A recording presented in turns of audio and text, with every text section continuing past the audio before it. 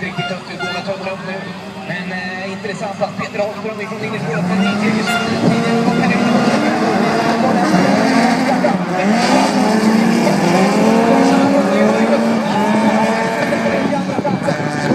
Ledningen hos Söderdagen kommer in ifrån Haninge. I Glasgow så tar hand om ledningen och ska väl upp på andra platsen i alla fall. Så är det ledning från Enköping. Sen får kul motorsport kommer loss på tredje platsen. Och det gör att Niklas Alin från Vingåker som ligger på fjärde platsen.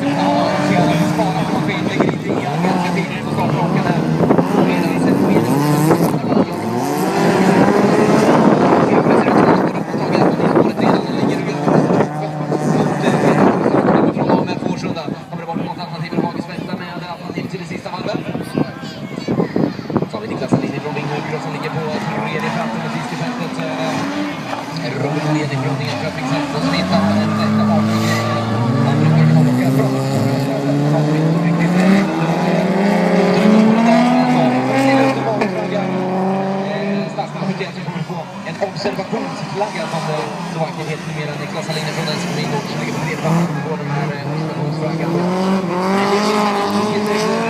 Ligger det fram ledningen kommer gå på alternativspåret där.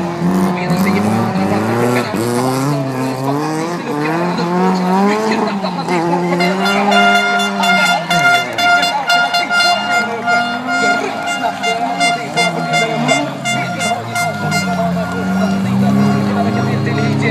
utan att han skulle få viken även Peter Holmström ifrån Årsunda. Kan gå igenom ifrån Haninge på andra platsen. Mycket snyggt kört han också. Det är platsaste VR6 man ska ha hört på folket. Vilken kock det är på VR-speed.